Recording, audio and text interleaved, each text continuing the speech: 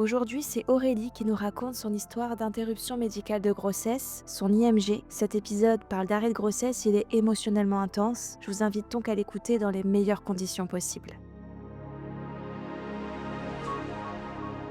Je m'appelle Aurélie, j'ai 37 ans, je suis enseignante. Ce désir de maternité a énormément évolué, mais sans que je m'en rende compte. J'étais donc en couple avec mon compagnon, qui lui ne souhaitait pas d'enfant. Donc c'était très clair pour lui, il voulait pas d'enfant, et ça faisait 10 ans qu'on était ensemble. On s'est mis ensemble, j'avais 24 ans. Et en fait, je sais pas si c'est le fait d'être avec une personne qui disait clairement qu'elle voulait pas d'enfant, ou moi que j'étais pas non plus dans cette réflexion d'avoir un enfant, mais j'étais OK en fait. J'étais OK de me dire: «Bah, on n'aura pas d'enfant, on est bien comme ça», et puis en fait, un jour, le désir d'enfant est venu de lui. Donc on a beaucoup échangé par rapport à ça, parce que forcément ça remettait en considération, tout ce dont on avait parlé jusqu'à maintenant. Parce que 10 ans, c'est quand même long quand on fait un choix de pas avoir d'enfant, c'est assez, c'était OK. On s'est lancé en fait dans le projet d'avoir un enfant. Donc malheureusement, il a pas pu aboutir, comme on l'avait souhaité, et en fait, c'est, dans le cadre,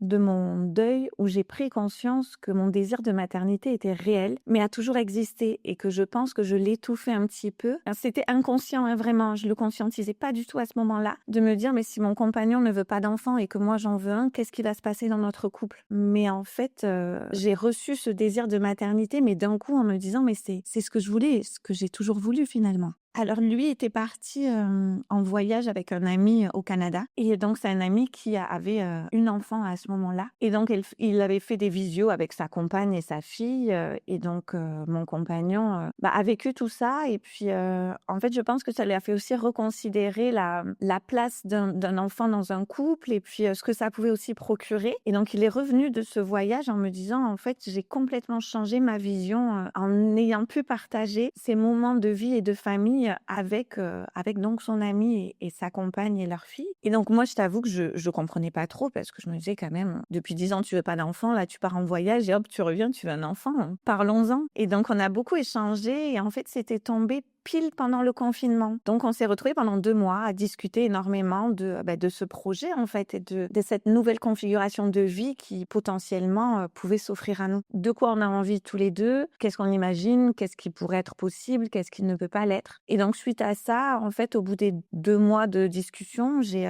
arrêté, donc j'avais la pilule à ce moment-là, donc j'ai arrêté la pilule, et je suis tombée enceinte, 2 mois après. Je me sentais totalement insouciante de me dire, écoute, on a ce projet, on est d'accord, on a fait évoluer nos réflexions, on a une nouvelle, vision de notre, vie à 2 qui forcément allait, être bouleversée. Mais en fait, oui, je le conscientisais petit à petit, et en fait, je prenais conscience de tout ce qui allait, se passer, plus ou moins. Et bien sûr, j'étais vraiment contente de me dire, on avait, si tu veux, une vie de couple où vraiment on était heureux, on partageait un bonheur, et un amour qui était réel, et de me dire qu'on allait pouvoir le transmettre et l'apporter à notre enfant. Bien sûr, ça me rendait, très heureuse.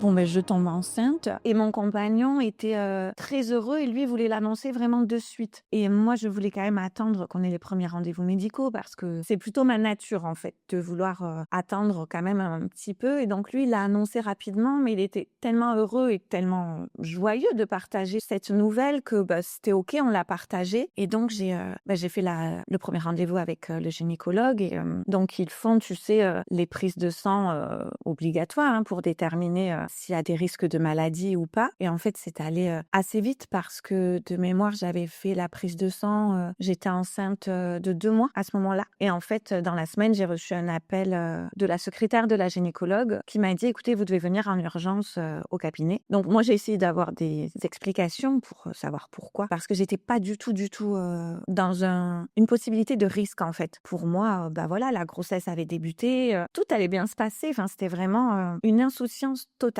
Donc avec mon compagnon, on se rend, au cabinet de la gynécologue. Donc elle m'a expliqué que, en fait, 110 femmes qui avaient le même résultat que moi ah ben, sur ces 110 femmes, il y avait une femme pour laquelle son enfant avait développé une maladie. Donc elle m'avait dit, c'est un seuil qui certes est un petit peu bas, mais elle dit, j'ai connu des seuils beaucoup plus bas. Donc elle a repris à ce moment-là toutes les mesures du bébé et elle m'a dit, enfin honnêtement, tout va bien, toutes ces mesures sont bonnes. Elle dit, pour moi, il n'y a aucun risque en fait. Elle me dit, je pense que des fois, c'est, vous savez, par rapport à vos hormones. Donc elle s'inquiétait pas du tout, vraiment pas du tout. Donc elle me refait faire une échographie où on voit le bébé, on entend son cœur. Mon compagnon, lui, bah, il l'entend, le médecin qui dit, il n'y a aucun risque, donc c'est OK. Et moi, en fait, j'ai commencé là à stresser énormément en me disant, mais il y a quand même 1 sur 110, donc un risque sur 110 femmes ayant les mêmes résultats que moi. Donc, elle nous dit à ce moment-là, eh bien, écoutez, je vais vous faire une autre prise de sang, des PNI, qui va permettre de prendre l'ADN du bébé pour déterminer qu'est-ce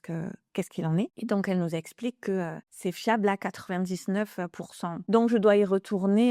Elle me donne toute l'ordonnance et elle me dit allez le plus rapidement possible au laboratoire. Et donc, moi, j'y vais dans la semaine qui suit. Bon, sauf que forcément, il y a des délais pour avoir les résultats. Et pendant ces délais, forcément, le corps évolue aussi. Tout évolue forcément. Et à ce moment-là, j'arrivais plus à me projeter, en fait. J'arrivais plus à me projeter dans cette grossesse, dans une potentielle vie avec mon bébé parce que j'avais peur. En fait, j'avais peur de me dire, mais si je me projette et que le risque devient une réalité, qu'est-ce qui va se passer? Donc là, j'ai commencé à développer d'autres émotions où j'étais pas... L'insouciance commençait à s'envoler, en fait. Donc je vais au laboratoire, je fais toutes les prises de sang qu'il faut. Et puis, je reçois un nouvel appel de la secrétaire de la gynécologue qui me demande de revenir en urgence. Et elle me dit, vous devez venir cet après-midi. Donc, j'appelle mon compagnon. Lui était au travail, il pouvait pas du tout se libérer. Donc, je vais toute seule chez la gynécologue. Donc là, à ce moment-là, si on reprend un petit peu les délais,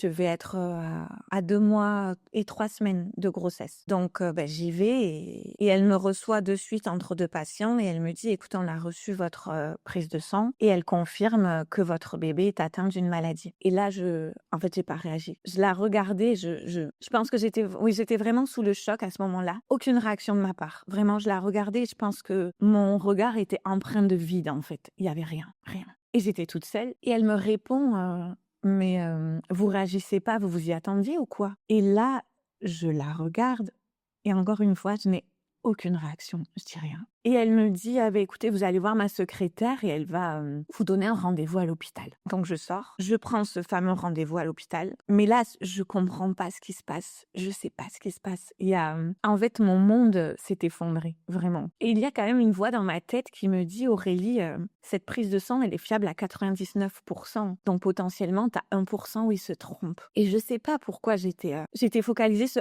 sur ce 1%. Et donc, la secrétaire qui m'explique la procédure. Et donc, elle me dit, une sage-femme va vous recevoir et vous allez devoir faire une amniosynthèse au regard de votre âge et puis même des résultats. Je pense que, en fait, le fait qu'ils me disent pas c'est à 100% et puis qu'ils me disent il y a encore des examens.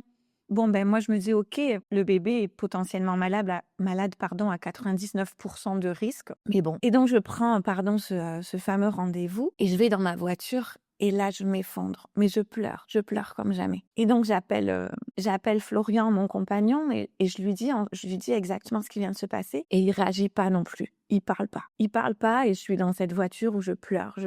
Et il finit par me dire qu'il est triste, qu'on se retrouve ce soir et qu'on va en parler. Et sauf que moi, pour rentrer chez moi, j'ai 30 minutes de route. 30 minutes de route où je pleure. Et j'appelle ma mère et en fait, je lui dis, et ma mère, elle s'effondre aussi et elle a pas de mots, en fait, elle sait pas quoi me dire. Et je suis toujours sur le parking de la gynécologue et puis je me dis, à un moment donné, il va falloir que je rentre. Et honnêtement, je ne saurais pas te dire comment s'est passé ce trajet. J'en ai aucune idée. J'ai fini par rentrer chez moi et par pleurer toutes les larmes de mon corps jusqu'à attendre que Florian arrive et donc on a discuté et puis lui, il m'a dit, si le bébé est malade, moi, je veux pas qu'on le garde, donc... Et en fait, à ce moment-là, on n'a même pas discuté de ce que moi je voulais. Je pense que j'étais tellement sous le choc et je comprenais pas ce qui m'arrivait que j'étais incapable de dire si le bébé est malade en fait. Et donc là, la gynécologue m'avait mise en arrêt. Elle m'avait dit tant que vous n'avez pas le rendez-vous à l'hôpital, il vaut mieux vous mettre en arrêt. Et cela dit, je l'en remercie parce que, donc comme je te l'ai dit, je suis enseignante et mon faire classe dans ces conditions, c'est quand même compliqué. Donc j'attends ce rendez-vous et puis je pleure toutes les larmes de mon corps chaque jour qui passe. Et on habitait proche de la plage à ce moment-là et je vais souvent à la plage et je parle beaucoup à mon enfant parce qu'en fait, je m'excuse. Je m'excuse de ce qu'il est en train de lui arriver et de ce qui va continuer à lui arriver, en fait. En fait, j'arrivais à le verbaliser avec mon enfant que effectivement, il était atteint d'une maladie. Je me devais de prendre la meilleure décision pour lui, en fait. Et c'est là où la suite, en fait, est difficile quand tu interromps une grossesse et qu'on te considère pas comme parent parce que tu n'as jamais eu un enfant vivant dans tes bras, mais il en demeure pas moins que tu dois déjà prendre des décisions en tant que parent. Et donc, c'est ce que j'ai essayé de lui expliquer. Et je me souviens qu'à la plage, je parlais à l'univers, je parlais à toutes les vagues qui arrivaient pour leur dire c'est pas ce que je veux. Je veux pas que mon enfant soit malade, mais si c'est effectivement cela, il faut qu'on puisse prendre la meilleure décision pour lui. Et donc, on arrive au jour où je rencontre la sage-femme à l'hôpital. Et en fait, elle m'explique le déroulé. Donc moi, j'étais persuadée que j'arrivais pour déjà le rendez-vous de la myosynthèse. En fait, pas du tout. Elle me reçoit et donc elle reprend les résultats. Elle reprend les examens médicaux que j'ai déjà eu. Et donc, elle m'explique le prochain pour faire la myosynthèse. Et donc là, à ce moment-là, avoir une certitude à 100%. Donc, comment va se passer le rendez-vous. Et entre deux, j'étais retournée à l'école. J'avais repris, on va dire, un semblant de vie. Et donc, on fixe le rendez-vous de la myosynthèse. Et quand j'arrive à ce rendez-vous, j'étais tétanisée. Vraiment, j'étais tétanisée. Donc, mon compagnon était avec nous. La gynécologue qui était présente fait une échographie. En fait, tu es installée et devant toi, tu as un grand écran. Et donc, tu vois ton bébé. Et c'était à la fois hyper difficile et d'un autre côté je me disais c'est peut-être la dernière fois que tu le vois en fait. Donc j'ai regardé cet examen médical et puis ensuite ils te mettent j'ai pas le nom mais une grande serviette où tu vois pas en fait ce qui se passe. Et bon, cet examen pour moi était vraiment difficile parce que c'est très très douloureux. En tout cas pour moi il a été très douloureux. Et puis tu ressors encore une fois en te disant on atteint un résultat sur 99% de risque qu'il soit malade et 1% de chance qu'il ne le soit pas. Et c'est pareil, t'as un semblant de vie qui continue où à ce moment-là, notre entourage est au courant. Ils sont tous au courant de ces examens médicaux. Certains m'ont dit de refuser la myosynthèse en me disant s'il y a 99% de risque qu'il soit malade, pourquoi tu veux endurer un autre examen médical? Et moi, je leur disais parce qu'il y a 1% de chance qu'il ne soit pas malade. Du coup, j'étais vraiment en fait un entre-deux où tout s'arrête, mais une partie de toi veut que ça continue. T'es dans cette attente où encore une fois, ton corps évolue et ton bébé grandit, forcément.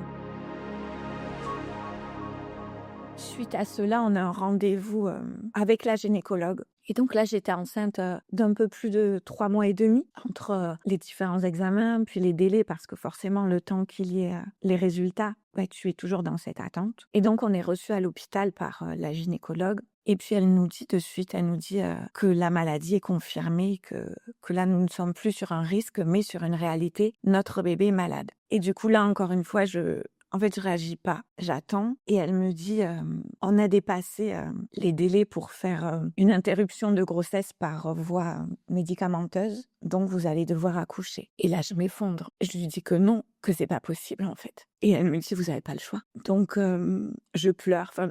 Là, je pleurais même plus. Je crois que des pleurs, on était passé au gémissement, à la souffrance absolue. Donc, elle me dit, je vais vous donner un rendez-vous. Et donc, à nouveau, on a d'autres délais. À partir de ce jour, je me souviens que je me douchais dans le noir parce qu'en fait, j'arrivais plus à voir mon corps qui évoluait en fait et à me dire, ça va s'arrêter. Ce qui pour moi a été une des choses les plus douloureuses, je pense que c'est que dans cette décision qui, bien sûr, était commune avec mon compagnon et qui après passe par un collège de médecins parce que tout est envoyé à un collège de médecins qui valide ou pas l'interruption médicale de grossesse parce que c'est une intervention qui est quand même, qui est très importante et qu'on ne prend pas, qu'ils ne prennent pas à la légère et ce qui est tout à fait normal. Mais il en demeure pas moins que c'est moi qui ai dû prendre des médicaments pour pour provoquer les contractions et de fait arrêter le cœur de mon bébé. Et ça, je trouve que c'est hyper dur de se dire qu'on a vraiment une action volontaire dans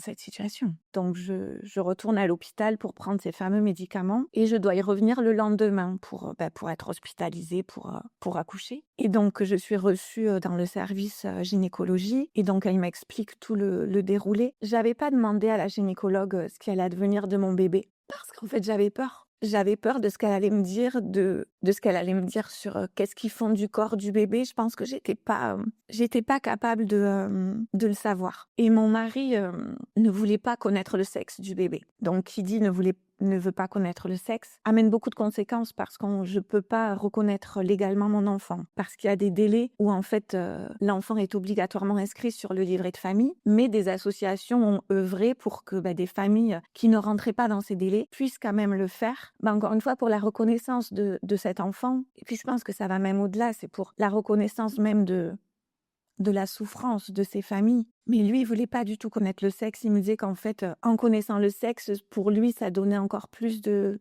réalité à tout ça. Donc moi, j'ai accepté. Alors j'aurais pu, moi, accepter de le connaître et de pas lui dire. Mais en fait, je suis allée dans le même chemin que lui. Et donc, on arrive donc à ce fameux jour où je dois accoucher de mon bébé. Et une sage-femme me reçoit et elle me met un tampon, pareil, pour accélérer un petit peu le travail. Et elle me dit... Madame, ce que vous vivez, c'est très difficile, donc acceptez d'être accompagnée. Et elle me dit, si vous êtes d'accord, je demanderai à la psychologue de l'hôpital de venir vous voir quand vous remonterez en chambre. C'est la seule personne qui l'a fait, malgré tous les rendez-vous médicaux que j'ai pu avoir avant. Elle m'avait fait une injection, honnêtement, je sais plus le produit, mais pour être un peu amorphe, quoi. Et donc, je vais en salle d'accouchement. Et donc, la sage-femme me dit, il va falloir attendre que vous soyez dilatée pour pouvoir donc accoucher. Et elle me dit, moi, toutes les 3 heures, je viendrai vous donner des médicaments pour accélérer le travail. Et elle me dit, par contre, pour aider le travail, il faut que vous essayiez de ne pas être stressé. Bon, on fait comme on peut. Et elle me dit, on va venir vous poser la péridurale. Donc, un anesthésiste vient avec un interne et ils essayent de me poser la péridurale. Sauf que moi, je suis tétanisée, je tremble, je pleure. Et l'interne dit... elle est trop maigre, je peux pas lui mettre la péridurale. Alors en soi, c'était des phrases qui pourraient n'avoir aucune incidence sur moi, mais à ce moment-là, j'avais envie d'hurler sur cette personne et de lui dire, mais est-ce que vous savez pourquoi je suis là, en fait? Et je me souviens que je vomissais tout ce qu'il m'avait donné. C'était l'horreur. Et donc, ils finissent par réussir de me poser la péridurale. Et donc, je suis en salle d'accouchement et j'attends. Et donc, il faut savoir qu'à côté de moi, il y avait des dames qui accouchaient et qui accouchaient de bébés en vie, donc de bébés que j'entendais. Et moi, je savais que je ne l'entendrais pas. Donc, ça a été profondément douloureux aussi de me dire qu'est-ce que je fais là, quoi. On est resté 17 heures en salle d'accouchement. 17 heures où on ne peut pas boire, on ne peut pas manger, il faut attendre. On nous donne ces médicaments. Et jusqu'au moment où je finis par accoucher, le placenta, en fait, il ne voulait pas sortir. Donc, le gynécologue est arrivé et c'est là où il a appuyé de toutes ses forces sur mon corps pour faire sortir le placenta. Donc, je situe un petit peu, je pense que je devais peser 48 kilos à ce moment-là et cet homme le double de mon poids. Donc, je hurlais de douleur. Donc, ils ont fait sortir Florian, ils lui ont demandé de sortir. Il y a 10 personnes qui sont arrivées, ils m'ont mis un masque à oxygène. Et le gynécologue a dit à l'anesthésiste, soit elle se calme, soit je l'emmène au bloc opératoire. Et du coup, moi, là, c'est pareil. Je pleurais parce que mon bébé était né sans vie. Et on me demande de me calmer. J'imagine que ce gynécologue avait je ne sais combien de personnes à aller voir et que peut-être il savait même pas pourquoi j'étais là finalement. Mais ça a été horrible, horrible. En termes de douleur physique que de douleur émotionnelle, s'entendre dire ça, c'est vraiment j'ai même pas de mots en fait pour dire dans quel état j'étais. Et une personne que je sais même pas qui c'était parce qu'ils se sont pas présentés quand ils sont arrivés. Après, je comprends tout à fait qu'il y a beaucoup de risques médicaux à garder une partie de placenta dans le corps d'une femme. Je remets pas du tout en cause ça. C'est plus la façon de faire. Et donc, ce médecin s'est penché à mon oreille et en fait, il me parlait avec douceur. Honnêtement, je sais même plus ce qu'il disait, mais juste le timbre de sa voix. Ils savent que j'étais tellement en souffrance qu'ils m'ont fait des injections. Ils ont augmenté la péridurale, en fait. Sauf que je sentais toujours j'avais toujours mal, Et donc, ils ont fini par réussir à expulser l'intégralité du placenta. Et donc, tout le monde est parti et Florian est rentré dans la pièce et même lui, il était terrorisé. Il n'a pas compris en fait ce qui se passait. Personne lui a rien expliqué. Et puis, il m'a retrouvée dans un état de détresse absolue, absolue. En fait, je parlais plus. Je savais même pas quoi dire. Et un anesthésiste était revenu à ce moment-là et il me dit: «Oh, vous inquiétez pas, on se retrouvera dans 9 mois et vous accoucherez à nouveau». Et c'est pareil, je pense que sa démarche, elle était pas malveillante, mais en fait, c'était pas du tout le propos adapté à la situation. Moi, j'étais en train de pleurer mon bébé et puis on me parle d'une autre grossesse. Je me dis: «Mais on n'est pas dans la même réalité, lui et moi». Et une fois que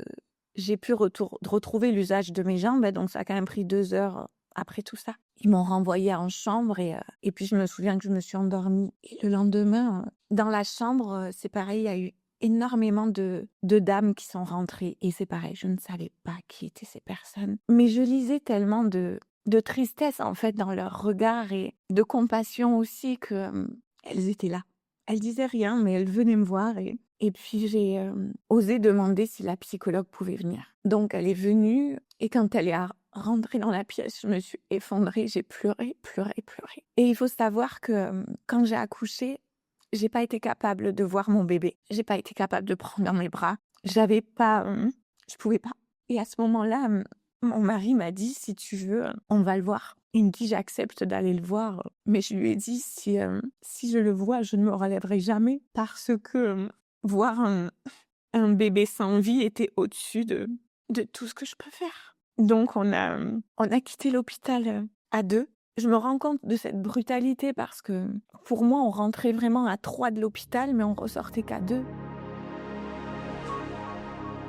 Et on rentre à la maison et j'avais un autre rendez-vous avec la gynécologue rapidement après pour faire un point avec elle, savoir comment tout s'était passé. Donc je la revois dans la semaine et elle veut m'arrêter. Elle me dit: «Je veux vous arrêter parce que vous n'allez pas pouvoir reprendre le travail comme ça». Et j'en avais parlé avec mon mari et lui, il me disait qu'il voyait pas l'intérêt de m'arrêter parce qu'il me disait: «Il faut que tu reprennes la vie comme avant, en fait». Il me dit: «Parce que sinon, tu vas passer tes journées à pleurer». Effectivement, c'est ce que je faisais, hein, je passais mes journées à pleurer et aussi à voir ce corps qui était plus le même, en fait, qui était plus le même, où on repart complètement vide. Mais c'est une réalité. Et donc, j'en parle avec la gynécologue, je lui dis: «Je sais pas si je vais m'arrêter». Elle me dit: «Écoutez», elle dit: «Normalement, dans ces situations-là, j'arrête toutes les patientes pendant au moins 1 mois». Elle dit: «C'est le minimum». Et je lui dis: «Non, arrêtez-moi 1 semaine, le temps que la douleur», parce que j'avais énormément de douleurs suite à la péridurale. Ça me faisait vraiment très, très mal. Et je dis: «Puis je reprendrai le travail et si vraiment ça va pas,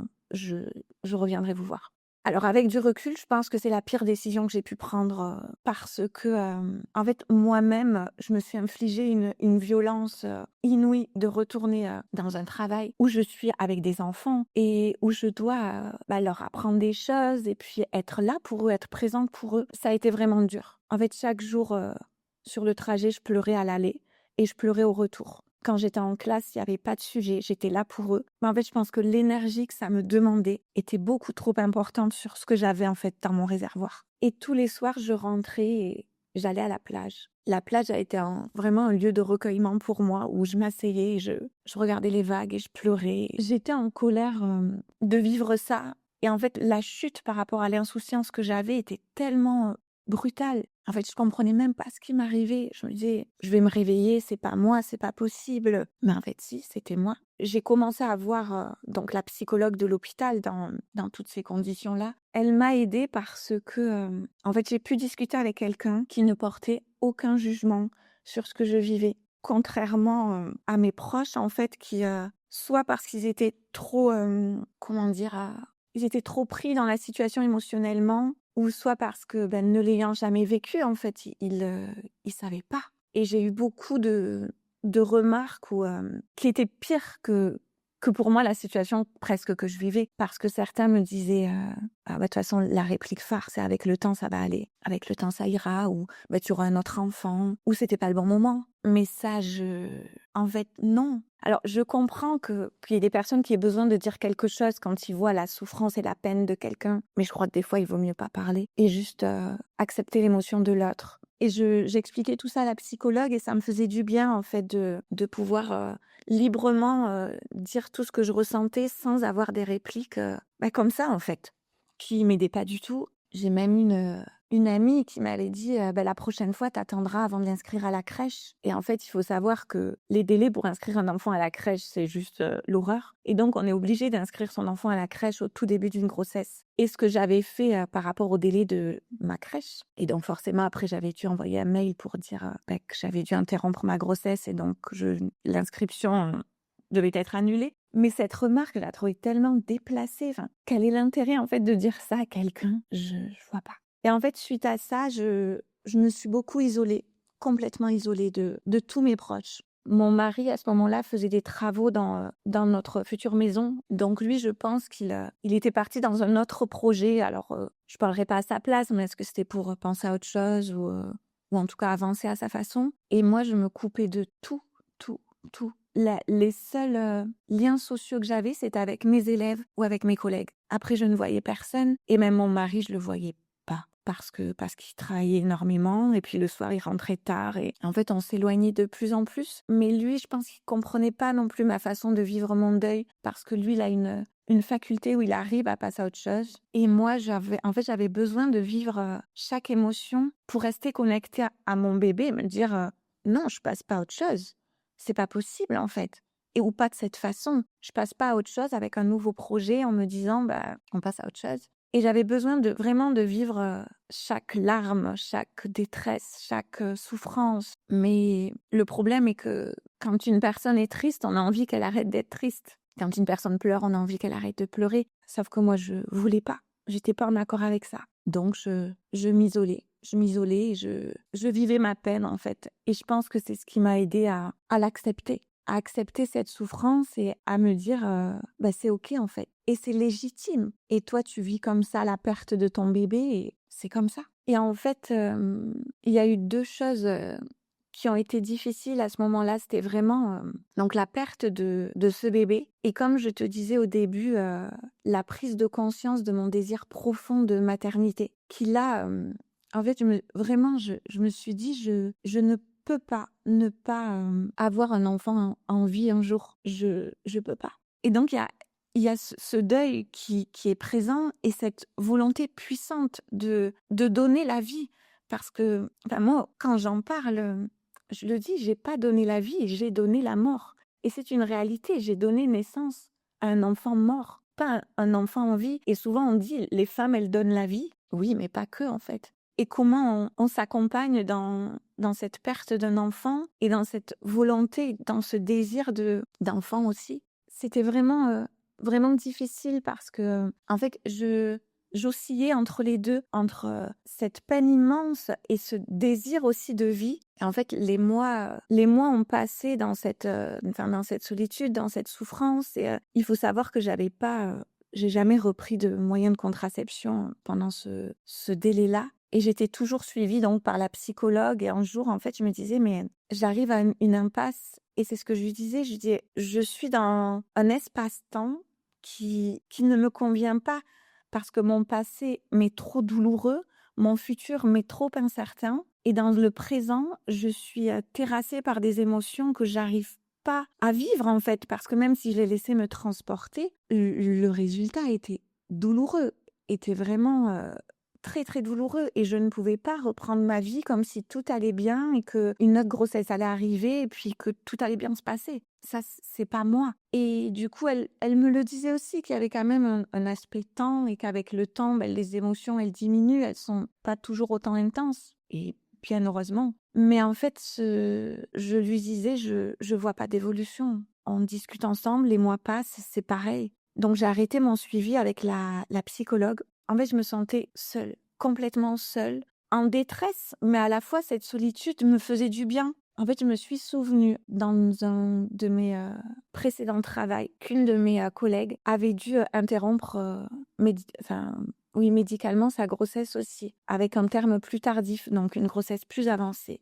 Et j'avais plus de contact avec cette personne et en fait, je lui ai envoyé un message en lui expliquant ma situation, ce que je vivais. Je lui ai demandé: «Est-ce que tu serais d'accord pour qu'on se voit, pour que tu puisses me parler de ce que tu as vécu?» Elle a dit oui et donc on s'est vus. Et je lui ai dit à plusieurs reprises, en fait, je lui ai dit que pour moi, elle m'avait sauvé la vie. Parce que déjà, c'est la première personne qui, lorsque elle m'a vue, m'a adressé ses profondes condoléances. J'ai eu sensation qu'une fois, l'existence de mon bébé était reconnue et ce que je vivais aussi. Et donc on a parlé de sa situation, de sa vie. Et à ce moment-là, elle était enceinte. Et il faut savoir que j'avais des amies aussi enceintes à ce moment-là et j'étais dans l'incapacité de les voir. Alors, je me réjouissais pour elles, je prenais des nouvelles, mais les voir physiquement, c'était vraiment douloureux. Et puis elle est venue en étant enceinte et en fait, ça a eu un tout autre impact. Et je lui ai demandé si elle était heureuse aujourd'hui, sachant qu'elle avait eu un petit garçon déjà et qu'elle attendait une petite fille. Et elle m'avait dit j'ai tout pour être heureuse, mais je le suis pas. Je me souviens que je me suis effondrée quand elle m'a dit ça. Et elle m'a dit ça veut pas dire que je le serai plus, mais que qu'en fait notre vie elle est transformée et c'est une réalité des choses que on vivrait de façon naturelle avant. Aujourd'hui, on peut plus parce qu'on est marqué par cet événement. On est marqué par les conditions de l'accouchement. On est marqué par les phrases qu'on a entendues de nos proches, de l'équipe médicale. Et c'est pas vrai, on peut pas faire comme si tout allait bien. Ou en tout cas, moi, je n'en suis pas capable. Et en fait, le fait de voir qu'une autre personne vivait la situation de façon similaire, et parce que on est différentes, hein, bien sûr, mais ça m'a fait du bien de me dire, mais dans ce que je vis, tout est légitime. Il n'y a pas de il faut que tu ailles mieux, il faut que tu fasses ça. C'est OK, en fait. Et elle m'a dit que ce qui l'avait aussi aidée, c'était vraiment d'arriver à déterminer quels étaient ses besoins et d'aller vers ses besoins. Et du coup, à partir de ce jour-là, j'ai essayé de vraiment me questionner quel était mon besoin, sans me forcer à rien. Et si un jour j'avais envie de pleurer toute la journée, je pleurais. Si un jour j'avais envie de parler à personne, je ne parlais à personne. Et en fait, c'est ça qui petit à petit m'a aidée à m'accompagner avec douceur et compassion. Suite à ça, les jours se déroulent en fait. Les jours se déroulent avec ce que je vis et en essayant d'écouter au plus près mes besoins et je suis retombée enceinte aux mêmes dates que pour la première grossesse. Vraiment, ça se jouait à une semaine près. Et en fait, au début, je n'arrivais pas du tout à me projeter dans cette grossesse. J'étais très en retrait et c'est réellement quand j'ai pu faire des examens qui ont montré que mon deuxième enfant n'était pas malade, qu'à ce moment-là, j'ai pu me projeter. Et ma gynécologue m'a mise en arrêt de suite, enfin, elle m'a mise en arrêt à 5 mois de grossesse parce qu'elle me disait il y a beaucoup de cas de Covid dans votre école, je veux prendre aucun risque. Donc, elle m'a arrêtée et j'ai pu vivre pleinement, en fait, ce que j'avais pas pu vivre une première fois. Je le dis, en étant enceinte, j'ai vécu ma meilleure vie, mais vraiment, je marchais, je faisais du yoga, je faisais de l'hypnose, je parlais à mon enfant, je me préparais à ma grossesse. Et je me disais que si un jour j'avais la chance à nouveau de pouvoir accoucher, je voulais être actrice de cet accouchement et donc refuser la péridurale. Parce que je pense que le trauma est quand même encore très fort. Et du coup, je me suis préparée à ça. Je me suis préparée à un accouchement physiologique et ça m'a beaucoup aidée aussi dans ma part de responsabilité. Et encore une fois, dans une situation, dans quelle mesure je peux être actrice de la situation parce qu'il y a des choses sur lesquelles on n'a pas de prise. Et quand j'ai réussi à déterminer les choses sur lesquelles j'avais une prise, c'est là où en fait j'ai sorti la tête de l'eau. Et donc, je me suis préparée à cet accouchement et j'ai eu la chance de tomber sur une équipe médicale exceptionnelle et j'ai pu accoucher de façon physiologique de ma fille Opale. Tout s'est très bien passé par rapport à mon accouchement. Après, bon, il y a le postpartum, il y a tout ça qui se joue, qui prennent aussi le dessus des fois sur d'autres émotions qu'on vit. Et l'écriture, en fait, elle est venue après. Une fois que ma fille, elle avait quelques mois, j'ai commencé à poser des mots sur mon histoire. Parce qu'en fait, j'avais besoin de la faire exister et de l'extérioriser aussi. Donc, c'était vraiment un but complètement thérapeutique, où j'extériorisais et puis j'expliquais, parce que je me disais, ça fait aussi partie de son histoire et c'est important qu'elle la connaisse. Et bon, j'ai quand même mis longtemps à écrire ce livre parce que c'était pas facile de se replonger dans les émotions de ce moment-là, quand je vivais moi-même d'autres émotions de postpartum. Et son écriture, ça a pris 1 an et demi où j'ai écrit le livre. Et ça m'a énormément aidée aussi pour voir en fait le chemin parcouru et arriver à déterminer encore une fois qu'est-ce que je peux faire dans une situation où j'ai pas de prise. Et il s'agit pas de se raccrocher à quelque chose ou en se disant on va commencer à écrire et tout ira bien. Pas du tout, c'est plus pour accepter en fait une sorte de convalescence émotionnelle et de se dire: «Bah, là, aujourd'hui, je suis à même de mettre des mots sur ce que j'ai vécu», d'arriver à identifier, en fait, les sources, de violence, hein, que j'ai ressenties aussi, autant des autres, mais même de moi, où à ce moment-là, j'ai fait comme j'ai pu et de me dire: «Mais, encore une fois, on doit s'accompagner avec douceur» et tu sais, j'ai réfléchi aussi à me dire comment, terminer notre entretien et je trouve que c'est difficile de donner un conseil à des personnes parce que je trouve qu'il y a pas de conseil universel, dans la mesure où on est des êtres d'émotions complètement différents et on va vivre des choses, enfin, de façon totalement différente. Donc c'est pour ça que j'adresse également toutes mes condoléances aux personnes qui vivent, une situation similaire. J'en suis profondément désolée. Je pense que je leur dirai aussi d'écouter leurs besoins et s'il y a des personnes qui peuvent, les aider à réaliser leurs besoins, à ce moment-là, d'aller vers ces personnes pour trouver, un écho qui va les aider. Merci Aurélie de nous avoir partagé cette douloureuse épreuve de vos vies. Merci aussi pour ton livre Je suis maintenant, qui est un véritable trésor. Si vous traversez également ce deuil, je vous envoie toutes mes plus tendres pensées à vous et à vos étoiles, vos bébés.